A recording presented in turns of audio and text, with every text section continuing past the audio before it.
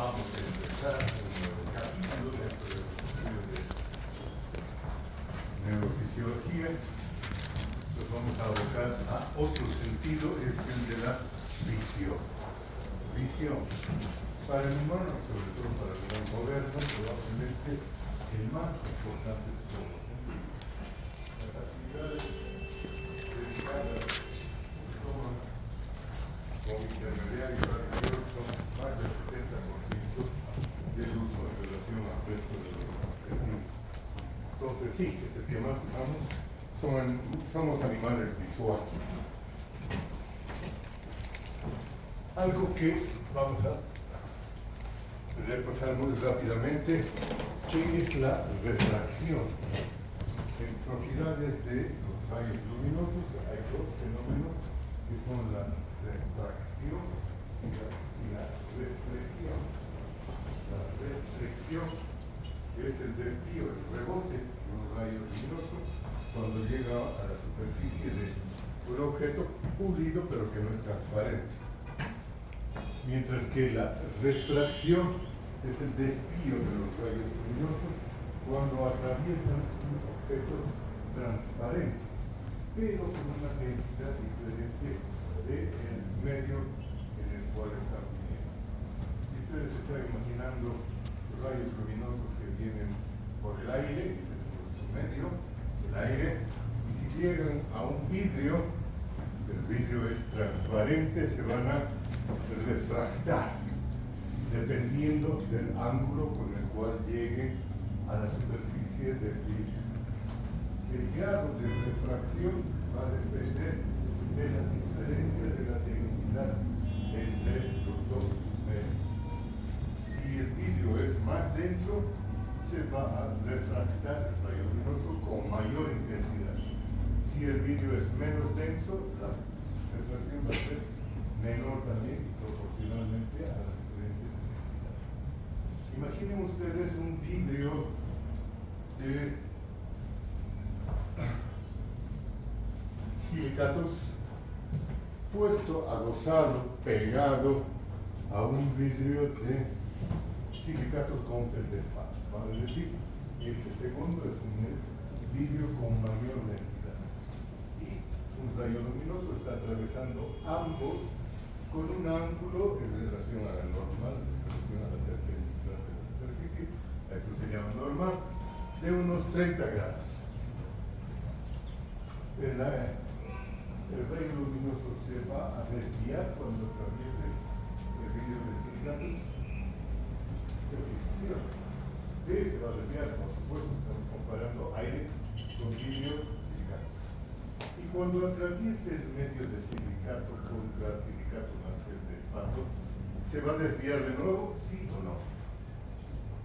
Lo que yo estoy haciendo es inducirles a decir sí, cierto, y eso es correcto, se va a desviar adicionalmente.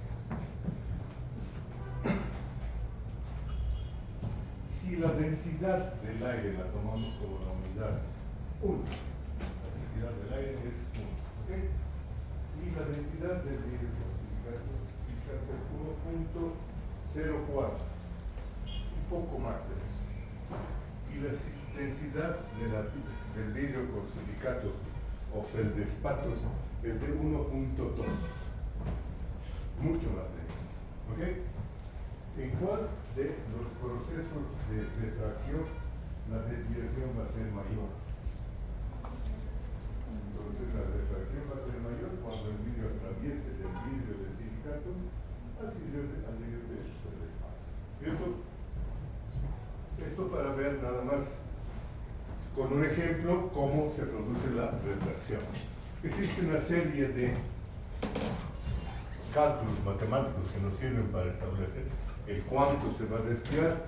En este momento no nos interesa aquello, cuando se dediquen a optometría, ahí sí van a utilizar la cosa, pero de momento no. Lo que queremos ver es cómo se refractan los rayos luminosos cuando atraviesan lentes. Vale decir, superficies de un medio transparente, pero no plano, sino curvo. Fíjense, acá hemos puesto una lente ¿Cómo la llamarían a esa lente? En función de su curvatura sería una biconvexa. Las hay claro-convexas, claro-cóncavas, biconvexas, bicóncavas, convexo-cóncavas, etc. Una variedad de superficies. Pero la más conocida de entre todos es esta lente biconvexa, también conocida con el nombre de ¿cómo se?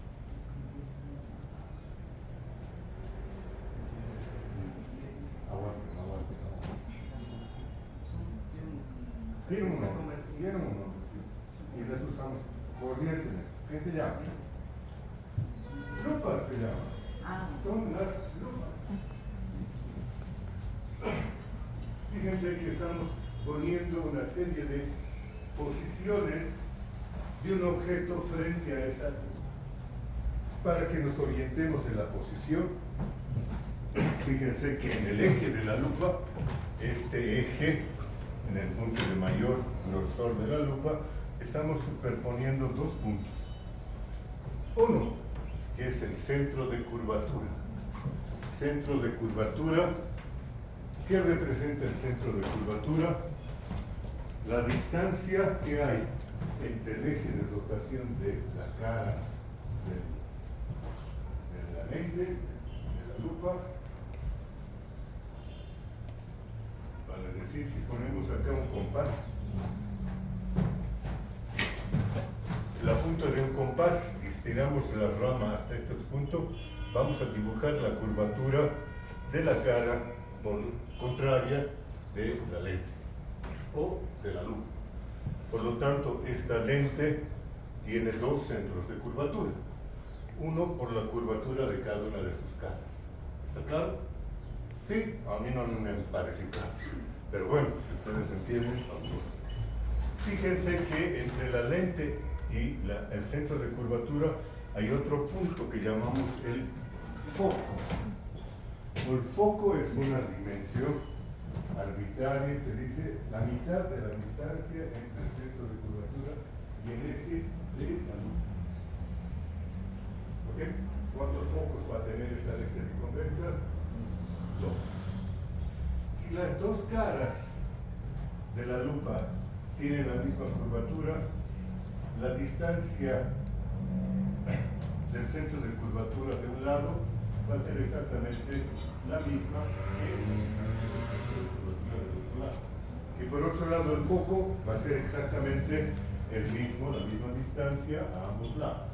¿Cierto?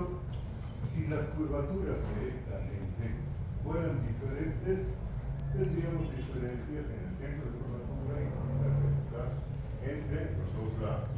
¿Cierto? ¿Cuál tiene la menor distancia focal? ¿Una curvatura medio plana o una curvatura muy marcada? Aquella curvatura muy marcada, puesto que tiene mayor ángulo de curvatura, va a tener menor centro de curvatura y por lo tanto su distancia focal va a ser menor que la otra, que es medio plana. ¿Estamos claros? Bien. Ahora pongamos un objeto cualquiera. Fíjense, ustedes hemos puesto un objeto, una flechita. Esa flechita se va a proyectar cuando le llegue la luz por detrás sobre esa lente. Y fíjense que lo que va a pasar con esa flechita como objeto va a ser diferente en función de la distancia que tiene con el centro de curvatura. Y eso se llama leyes de la formación de imagen. El primer caso de las leyes de la formación de imágenes es cuando el objeto, en este caso la flechita, está en el infinito. El infinito es una distancia muy grande, como por ejemplo podría ser la luz que está viniendo del sol, cuando está naciendo del sol. Esto es infinito en términos de hora. ¿Qué va a pasar con esos rayos luminosos cuando atraviesen la lente? ¿Qué va a pasar? No va a haber imagen, va a haber imagen. ¿Qué opina? Va a haber una imagen uniforme. Evidentemente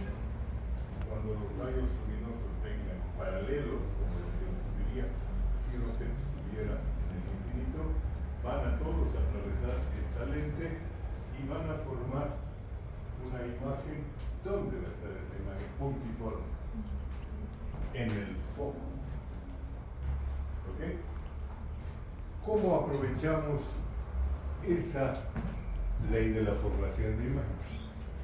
Siempre que estamos yendo al campo, tenemos lupas a la mano, vamos a hacer lo mismo. Vamos a enfocar los rayos luminosos y empezar a hacer converger estos rayos luminosos. Dependiendo de nuestra formación psicológica, vamos a aplicarlos sobre diferentes objetos. Por ejemplo, cuando queremos encender un poco de leña, lo vamos a hacer sobre un papel. ¿Por qué? Porque los rayos luminosos al concentrarse aumentan su potencia y son capaces de encender un papel. Algunos que tienen más cierta maldad lo ponen sobre objetos más. No nos vamos a meter en esa historia, pero es la primera ley de la formación de imagen. Ahora bien, la segunda dice que un objeto, si se sitúa entre el infinito y el centro de curvatura, va a también formar una imagen. Es el segundo caso, y en este caso, fíjense ustedes, estamos poniendo justamente nuestro objeto, estamos siguiendo dos rayos, son los rayos notables, que nos sirven para dibujar nuestras imágenes en todos los casos. Y van a ver ustedes que aquí tenemos una imagen. La imagen es derecha o inversa. Inversa. Es del mismo tamaño, mayor o menor. Menor. ¿Es real o es virtual? Esta es una imagen real. ¿Por qué es real? Porque si ponemos un papel detrás de la mente, vamos a poder proyectar ese objeto como imagen. Para decir que existe la imagen realmente y la podemos evidenciar independientemente de nosotros. ¿Claro? Entonces, las propiedades de un objeto o de una imagen, cuando el objeto está entre el centro de curvatura y el infinito, son imagen real, invertida y menor. ¿Qué pasa con nuestro objeto cuando está en el centro de curvatura? Recuerden ustedes este objeto, lo ponen justamente en el centro de curvatura, ¿y qué va a pasar? Por las leyes de la formación de imágenes, vamos a tener una imagen del objeto que es real, que es invertida y del mismo tamaño que el objeto. Si ponemos entre el centro de curvatura y el foco, ¿qué va a pasar con la imagen? Lo hemos acercado un poco más, vamos a tener una imagen, fíjense ustedes,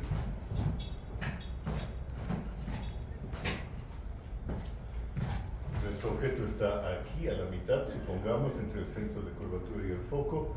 Los rayos, uno va a pasar directamente por el foco del otro lado y la otra, el otro rayo que está viniendo de la punta, va a venir por acá, se va a rectar y va a hacernos una imagen real, invertida, pero de mayor tamaño, mayor. ¿Qué pasa si un objeto se coloca en el foco?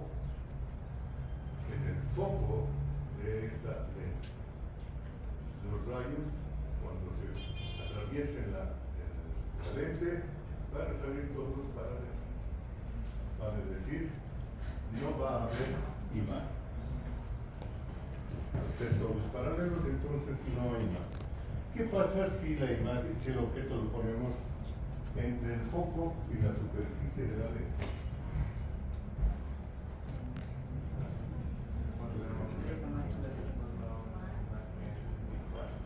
Virtual.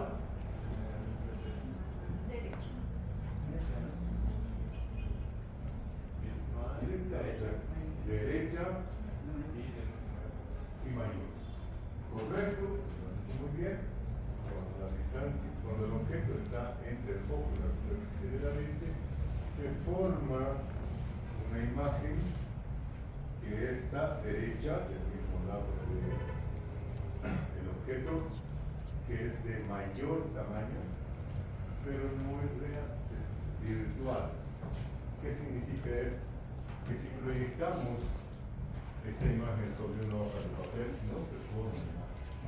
Solo se forma imagen si ponemos al otro lado otra lente, como por ejemplo el globo ocular, que esté proyectando esos rayos a la distancia.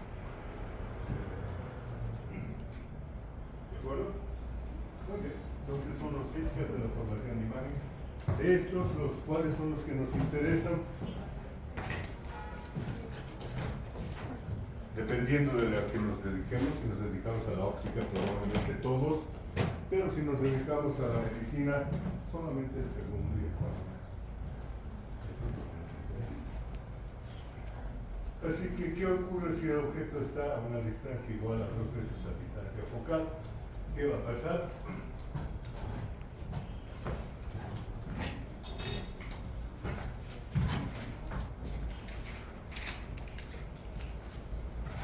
De acuerdo a la curvatura de la lente, vamos a hablar de un diferente poder dióptrico.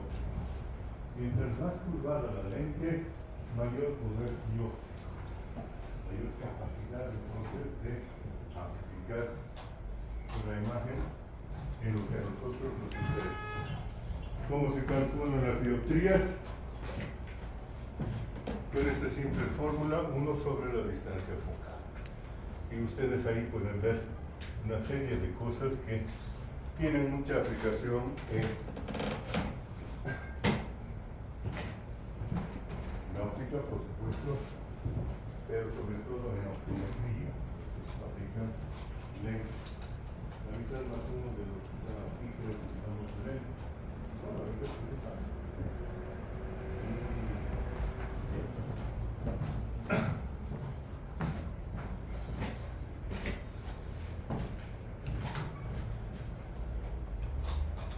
Estructura del ojo humano, fíjense ustedes, bajamos a la anatomía pura y simple. El globo ocular está compuesto por 3 capas concéntricas, una encima de la otra.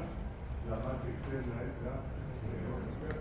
En la porción anterior se diferencia en una capa transparente con un radio de curvatura mucho menor, que nos llamamos forma, ¿cierto? La esclerótica es compacta, no es transparente, es opaca, pero la córnea es transparente y permite el paso de la luz. Por debajo de la esclerótica tenemos una otra capa conocida con el nombre de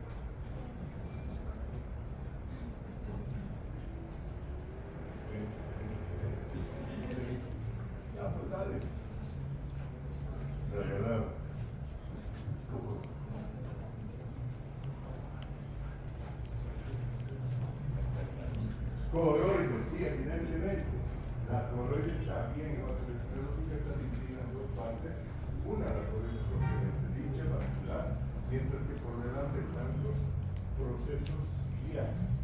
De estos procesos ciliares que les tenemos ahí amplificados monstruosamente en el recuadro inferior izquierdo, vamos a ver que existen varios de estos procesos ciliares.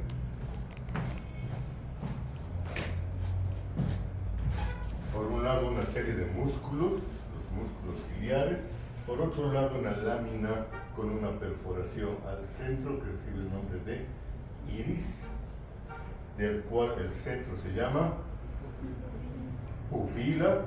Por detrás tenemos una serie de... Wow, está bien, gracias. Tendoncitos que se llaman la zónula de zinc, de la cual cuelga una lente que es el cristalino, eso muchachos. Entonces los procesos ciliares tienen músculos, tienen el iris y tienen el sistema del cristalino, el sistema de suspensión y el cristalino. ¿Estamos? Por dentro de esto, y ahora cómo salimos. ¿Quedamos atrás? Eso.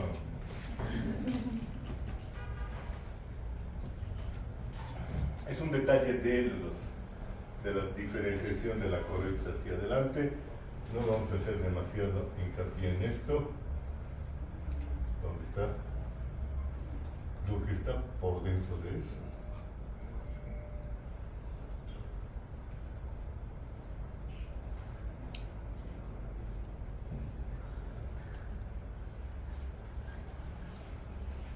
sé qué ha pasado con Fisinaines, pero bueno, lo que está por detrás, por dentro de la coroides es la retina. Esa capa sensible a la luz y es la que nos permite que la retina se destruye. Nosotros cuando tengamos unas pupilas preciosas y un iris de un color fabuloso, no vemos con cielo. Entonces la retina en realidad funcionalmente es lo más importante para la percepción de las imágenes del mundo exterior. ¿Cómo vemos la retina? Utilizamos un objeto que se llama el oftalmoscopio, que es un conjunto de lentes que nos permite dirigir un rayo luminoso sobre el ojo de a quien estamos examinando y ver que estos rayos luminosos iluminan su propia retina. Podemos enfocar, de acuerdo a su tipo de dióptrico, directamente esos rayos luminosos sobre la superficie de la retina y vamos a poder ver las estructuras que hay en la superficie de la retina. Esto que para ustedes puede resultar medio aburrido tiene su importancia en términos de terminología y nomenclatura.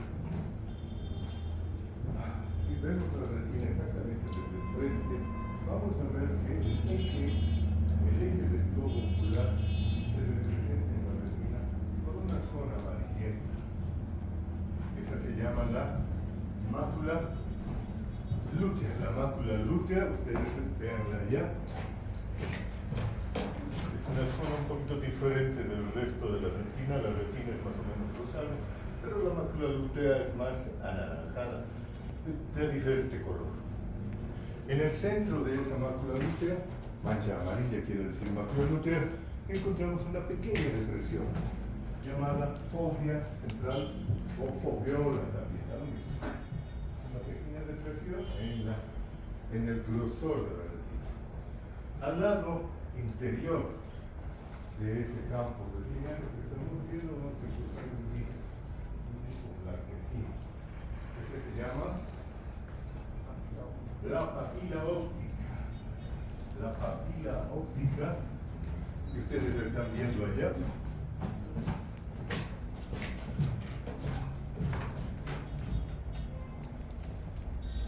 De la que, además del color medio blanquecino redondeado, están emergiendo vasos sanguíneos.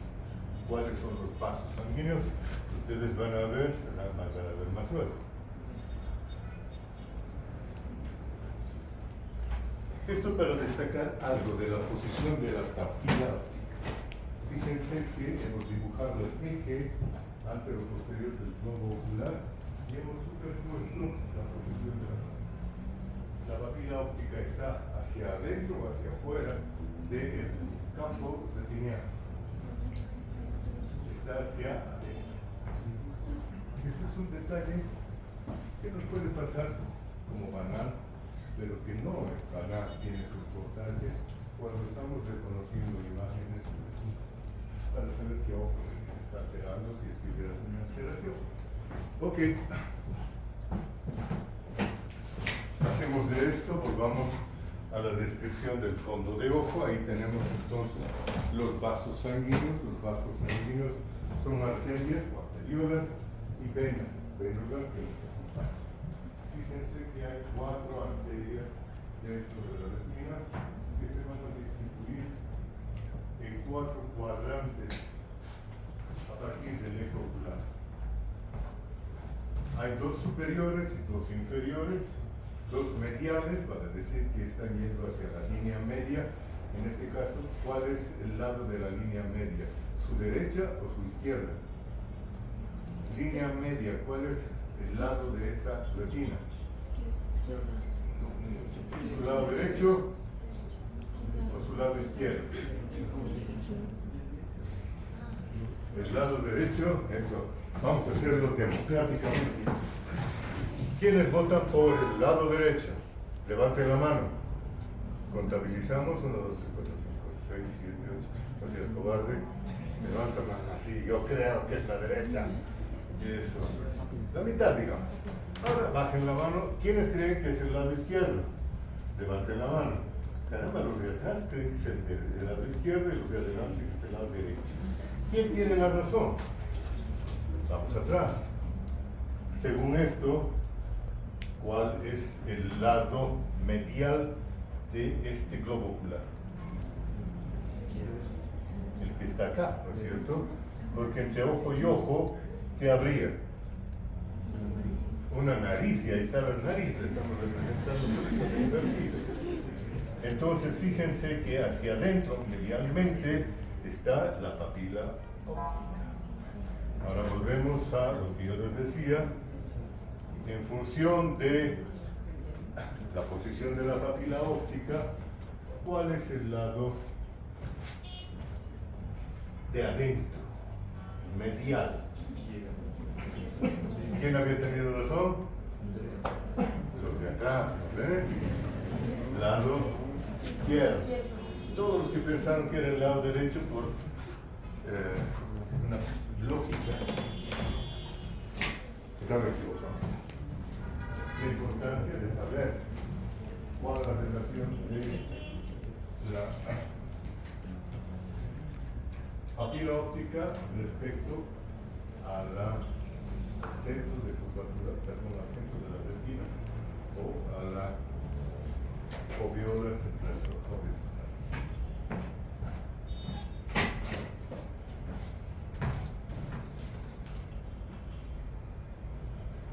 Aquí hemos tapado cada uno de estos vasos, no nos vamos a perder el tiempo adivinando o poniéndoles nombres, así los pongo yo. Facilitos, dos superiores, dos inferiores, de los superiores uno nasal, uno temporal, uno que va hacia la nariz, otro que va hacia la nariz. Entonces hay dos nasales, el superior y el inferior, y dos temporales, superior e inferior, son los campos retinianos. Cada uno de estos campos retinianos está siendo inervada por una de estas arterias retinianas que tienen el mismo nombre. Arteria retiniana nasal superior, nasal inferior, temporal superior, temporal inferior, y están acompañadas de su respectiva vena. El estudio de la retina es una subespecialidad de la oftalmología por su importancia y por la cantidad de información que se maneja de esa. Bien.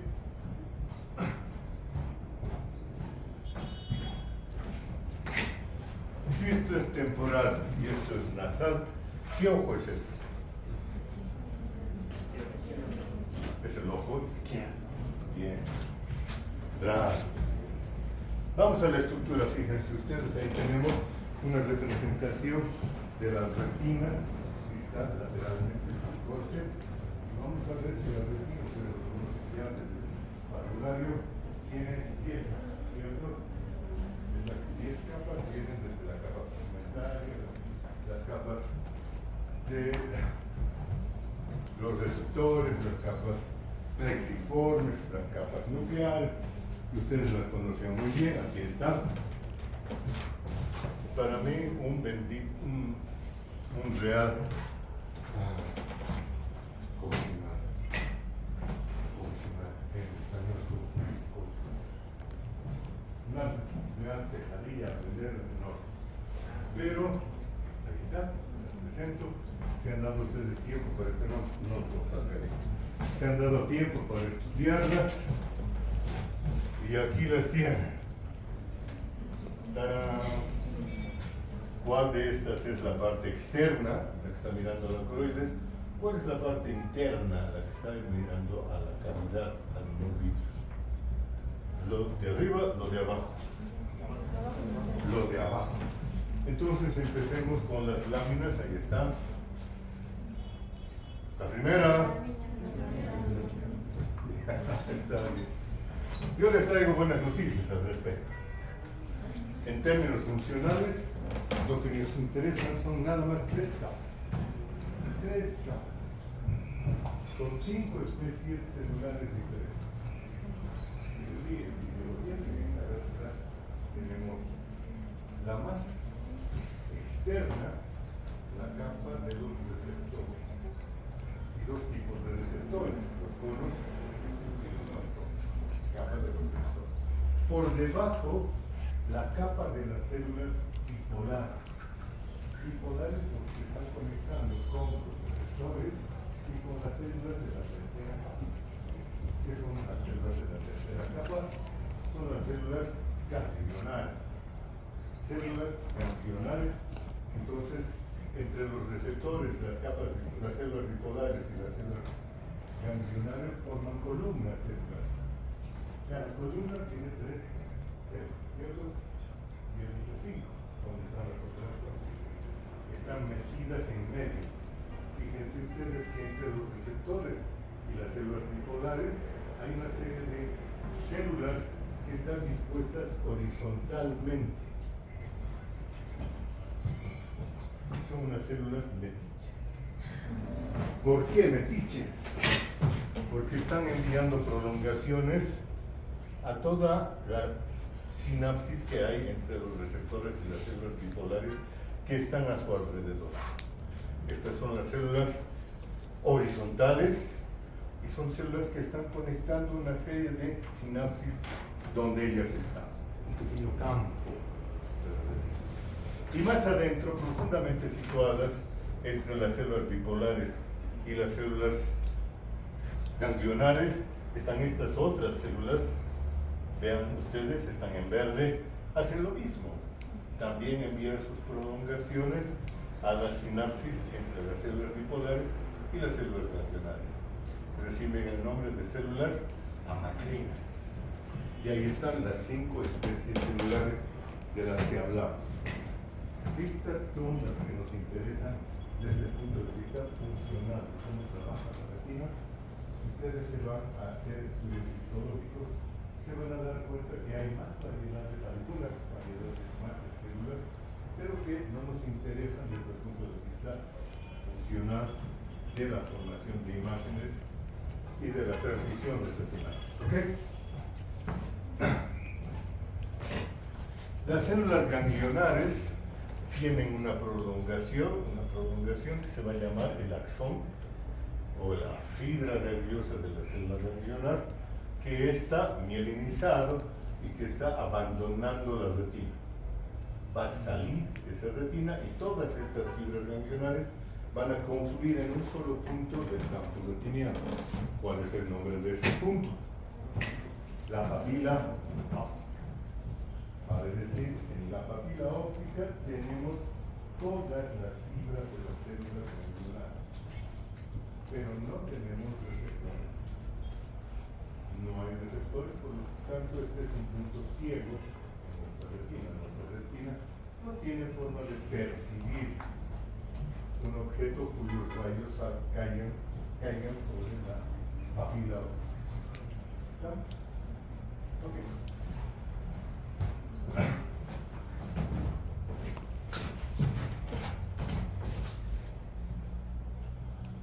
Aquí hay algunas representaciones. Estas son representaciones de imágenes de la configuración de las retinas reales. Fíjense qué belleza.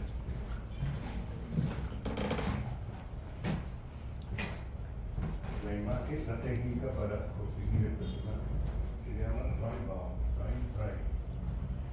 A lo mismo, de la misma forma que hablan del arcoíris, la forma de conseguir estas imágenes coloridas en las células es el Rainbow Frame. Y estas son sus representaciones reales. ¿Dónde están los receptores? En este extremo, fíjense, los gorditos son los conos, los delgados son los bastones. Aquí están las células bipolares en lila y aquí en rojo están las células ganglionares. Las fibras, estas fibras que están saliendo, sus axones, están viajando por la última capa, la penúltima capa en realidad, hacia la papila óptica.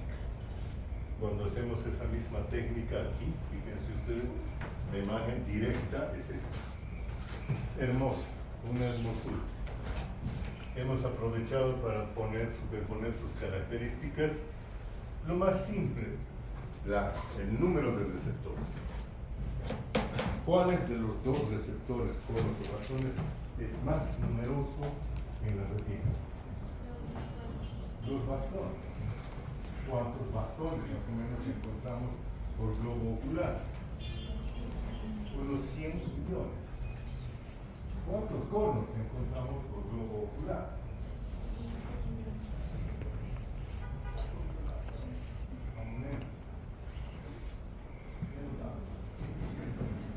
Como 5 millones de conos. La relación entonces de 100 a 5.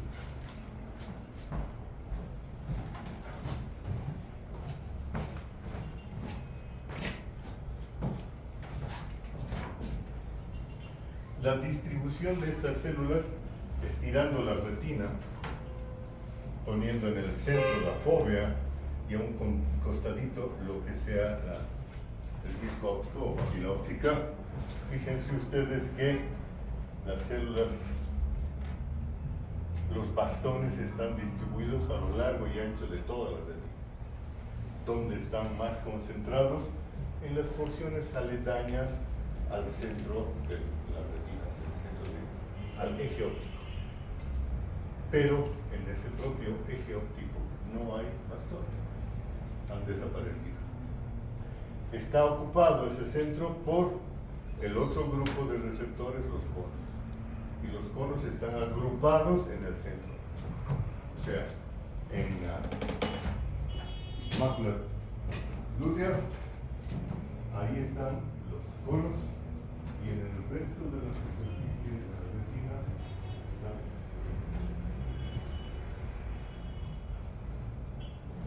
Y en el disco óptico, o disco o papila óptica, no hay ni conos ni bastones. Están ausentes.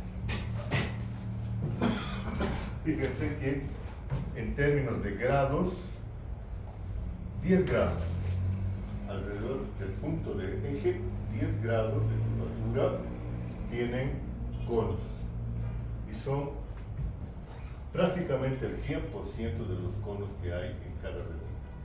Fuera de esto, muy pocos y algunos. Hablemos de estos receptores. Llevados a un microscopio electrónico, los receptores tienen una estructura bien interesante. Fíjense que tienen un segmento que está extendido hacia afuera. El segmento externo, ese segmento externo, contiene el núcleo de las células organelas. Y un segmento interno. El segmento interno, a partir de una escotadura en los bastones, tiene una serie de discos.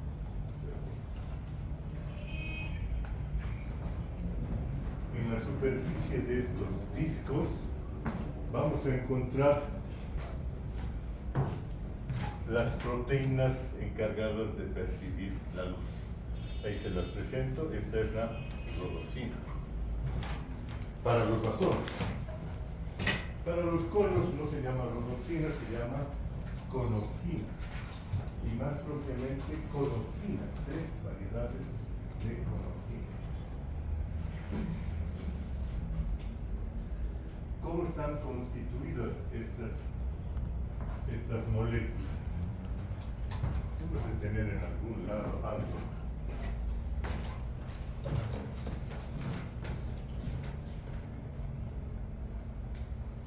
No hay. Están constituidos por una proteína, la opsina, y un pigmento visual, que en el caso de los bastones se llama el retinato, o retinato, o púrpura visual también. Tiene varios nombres. Esta molécula es la encargada de percibir la luz y cambiar su configuración espacial cuando le llega la luz encima. Cuando le llega la luz encima de esta molécula, cambia su configuración y se separa del óxido. Se degrada entonces. Y eso inicia una serie de fenómenos, una cascada de eventos bioquímicos en el interior de esta célula que terminan cambiando el valor del potencial de la membrana. Lo vamos a dejar aquí, ¿ok? porque lo que viene a continuación es medio delicado y necesito toda tu atención. Así que hasta aquí hemos llegado con estas generalidades. Gracias. Vamos.